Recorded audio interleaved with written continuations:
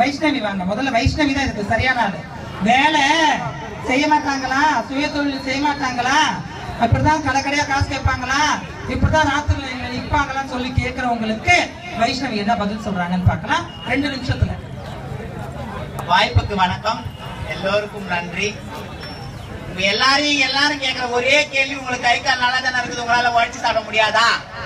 அதே கேள்வி நான் அவங்களை திருப்பி கேட்கிறேன். உழைக்கிற எனக்கு என் உழைப்பை ஏற்க மறுக்கிற சமுதாயம் என்ன பண்றது?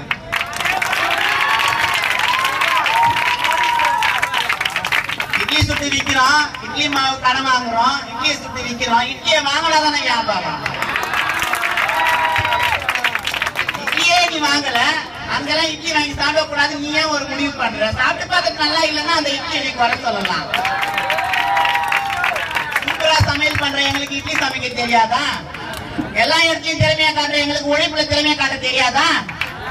ஏன் என்ன இங்கே இருந்து நம்மளுடைய ஐயப்ப சுவாமிகளை ஏத்திக்கின்னு சபரிமலை வரைக்கும் வண்டி ஓட்டேன், எனக்கு லோக்கல் வண்டி ஓட்ட தெரியாதா?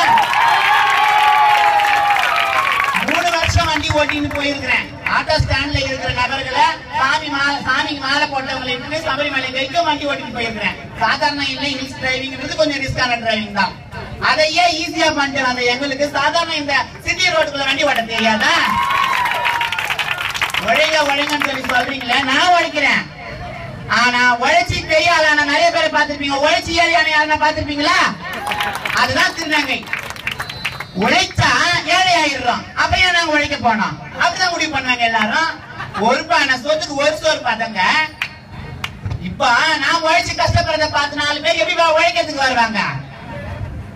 பேங்க்ல லோன் கொடுத்தாங்க, சும்மா பண்ணி வாங்கல, கடன் வாங்கினேன். எதுக்கு? எனக்கு உழைக்க தெரியும், என்னால கடன் அடைக்க முடியும்னு தெரிஞ்சுதான் நான் கடன் வாங்கினேன். எதை நம்பி கடன் வாங்கினேன்? நம்ம உழைச்சா இந்த சமுதாயம் ஏத்துக்கும். ஏன்னா எல்லாரும் கேட்கிற கேள்வி என்ன கேள்வி? நீங்களும் உழைக்க வேண்டியதானே, நீங்களும் ஏன் செக்ஸ் தொழில் பண்றீங்க, நீங்க பாலிய தொழில போய் நீங்க தேர்ந்தெடுக்கிறீங்க, நீங்க கடைக்கடையா காசு வாங்குறீங்க, நீங்க சாமியார் வேஷம் போட்டு சாமியாரி ஊரை ஏமாத்துறீங்கன்னு கேக்குறானுங்க. இவ்வளவு கேள்வியை நாங்க கேட்டுருக்கிறப்ப அந்த தொழில் எல்லாம் வேணாம் அப்படின்னு ஷேர் ஆட்டோ ஓட்ட வந்தேன். மீசை வச்சு ஆம்பளை மாதிரி ஓட்டின காலத்துல ஓகோன்னு ஓடின என் வண்டி, என் மீசையை எடுத்து மூக்க குத்தி காதை குத்தி கொலைய கட்டி ஓடல. அப்போ ஆம்பளைங்க ஓட்டினா ஏறுவீங்க, பொம்பளையாய் நாங்க ஓட்டினா ஏற மாட்டீங்களா? அதே ஆம்பளையாய் ஓட்டுறப்ப நாங்க சேஃபான டிரைவ் தான் பண்ணோம். அதே திருநங்கையா இருக்கிற இப்பயும் டபுள் சேஃபா டிரைவ் பண்றோம். ஏன்னா ஒரு திருநங்கை பின்னாடி வச்சுட்டா திருநங்கைலாம் திருடுங்கன்னு சொல்லிடுறாங்க. ஒரே ஒரு திருநங்கை யாருன்னா கொலை பண்ணிட்டா திருநங்கைலாம் கொலை ஆட்சி பண்ணிடுறாங்க.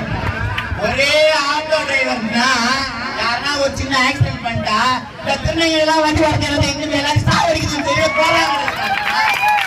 டபுள் சேஃபா வண்டி ஓட்டுற இதே சிட்டிக்குள்ள எத்தனையோ பேர்கிட்ட வாய்ப்பு கேட்டேன். மெட்ரோ ட்ரெயின்ல வாய்ப்பு கேட்டேன். அலையா அலைஞ்சி நடையா நடந்து நான் பேன் கார்டை காமிச்சேன். ஒரே வார்த்தை சொன்னா, இதுல மீசை இருக்குது, இந்த பேன் கார்டு செல்லாதுன்னா. சரி சொல்றான், மீசை இல்லாத பொம்பளையாட்ட ஒரு பேன் கார்டை நீட்டுறேன். இவங்களுக்கு டிரைவிங்ல வந்து அவ்வளவு கம்ஃபர்டபுளா ஓட்டுவாங்களான்னு எனக்கு சந்தேகமா இருக்குதுன்னா அவன் ஸ்டாஃபையே இன்னுமே சும்மா ஏத்தின்னு போய் 2 ரவுண்ட் அடிச்சுட்டு வந்தேன். அப்புறம் என்ன சொல்லிட்டான், இவங்க வந்துட்டாங்கன்னா எல்லாருக்கும் வந்து பால் உணர்வை தூண்டிடுவோமா. என் ட்ரெஸ் கோட்டிங்க பார்த்து சொல்லுங்க, இந்த ட்ரெஸ்ல யாருன்னா பால் உணர்வு தூண்ட முடியுமா? யாருக்கு இங்க என்ன பார்த்தோன்னா பால் உணர்வு ஆயிடுச்சு அவங்க வெட்டி கை தூக்குங்க. இங்க நிக்கிறவங்க எல்லாரும் ஆம்பளைங்க தானே, அந்த ஆம்பளைங்க எல்லாருமே செக்ஸ் உணர்வோடையே தான் பழகுவாங்களா? அவங்களுக்கு சகோதரத்துவமா பழகவே தெரியாதா? அப்போ யார் அசிங்கப்படுத்துறான்? அவனுடைய ஆணினத்தை அவனே அசிங்கப்படுத்திக்கிறான். என்ன மூஞ்சில காய் துப்புறேன்ட்டு அவன் மூஞ்சில அவன் காய் துப்பிக்கிறான். இருந்தாலும் இழப்பு யாருக்கு? எங்களுக்கு தாங்க. நானே வாழ துடிக்கிறேன், என்ன வாழ விட மாட்டேது சமுதாயம். காயில காசை சேர்த்து வச்சிருந்தேன், வண்டியா ஓட்டுற பேர்ல உழைக்கிற பேர்ல சேர்த்து வச்சது எல்லாத்தையும் செலவு பண்ணி நீ கடனாளி ஆயிட்டேன். இருந்தாலும் விடக்கூடாது. சாதிக்க பிறந்த நாம சாதிக்காத விடவே மாட்டோம் அப்படின்னு சொல்லி இன்னும் அதை நான் கண்டினியூ பண்ணிட்டு தான் இருக்கிறேன். இனிமேலாவது திருத்தட்டும். இது காமெடி டைம் இல்ல, இது கிளைமேக்ஸ் டைம் நாங்க சொல்றோம். ஆனா திரைத்துறை இல்ல இது எப்பயுமே காமெடி டைம் நினைச்சுன்னு இருக்குது. காமெடி டைம் இன்னைக்கு சீரியஸ் டைம் ஆகி போச்சு. இனிமேலும் திருந்தாத இருக்குமா திரையுலகம்? திரையுலகம் மட்டும் இல்ல, ஒட்டுமொத்த சமுதாயமே திருந்தணும். திருநங்கை எல்லாருக்கும் திறமை இருக்குது, அவங்களுக்கு வாய்ப்பை கொடுங்க. ஆனா கொடுக்கிற வாய்ப்பை முறையா அவங்க பயன்படுத்துறதுக்கு அவங்களுக்கு ஒத்துழைங்க. கடனை கொடுத்துட்டு சும்மா அந்த கான்டேக்கு. எனக்கு வண்டி வாங்குறதுக்கு கடன் கேட்டேன், எனக்கு டிரைவிங் தெரியும், கடன் கொடுத்தான், சும்மா கொடுக்கல. 15% வட்டியை போட்டு நான் கட்டுறேன் 5 வருஷமா அந்த வண்டிக்கு கடன். அந்த கடனை கொடுத்துட்டு நான் வண்டி ஓடல அப்படின்னு நான் திரியறேன். மறுபடியும் என் வண்டியை சீஸ் பண்ண எடுத்துட்டு போயிட்டு மறுபடியும் நான் வண்டிக்கு வாங்கி அந்த வண்டியை திருப்பினேன். ஒரே வார்த்தை தான் சொல்றாங்க, எனக்கு வண்டி ஓட்டலையே சார், நான் எப்படி இந்த கடனை திருப்பி கட்டுறது அப்படின்னு. அதுக்கு அவங்க என்ன சொல்றாங்க, வேணும்னா எங்க அலுவலகத்துல ஒரு 600 ரூபாய் ஒரு நாளைக்கு தருவோம், கலெக்ஷனுக்கு போற வேலையை உங்க வண்டியை வச்சு நீங்க பாத்துக்கோங்க. அந்த 600 ரூபாய் வருமானம் சாதாரண ஒரு பெட்ரோல் ஆட்டோக்கு தான் சேருமா, ஒரு தகுந்த ஒரு வருமானமா இருக்கும். அந்த வருமானத்துல 3 வீலை தான் உருட்ட முடியும். நம்ம 4 வீலு கூட ஒரு ஸ்டெப்னி 5 வீலை போட்டு அங்க உருட்ட முடியாது. அப்படி இருக்கிறப்ப நம்ம என்ன பண்ண முடியும், அவங்க நிலைமையை அவங்க சொல்லிட்டாங்க. என் நிலைமைக்கு நாம என்ன பண்ண முடியும், அந்த வண்டியை கொடுத்துட்டா தோத்துட்டோம், அந்த வண்டியை கொடுத்துட்டா தோத்துட்டோம். இருந்தாலும் பாடுபடுறோம். இப்படி எல்லாம் பாடுபட்டு கஷ்டப்பட்டு இன்னைக்கு ஒரு திருநங்கை வண்டி ஓட்டுற இதே சமுதாயத்துல பாக்குற அத்தனை பப்ளிக்கு சொல்றாங்க திருநங்கைகள் எல்லாம் வண்டி ஓட்ட வந்துட்டாங்கன்ட்டு.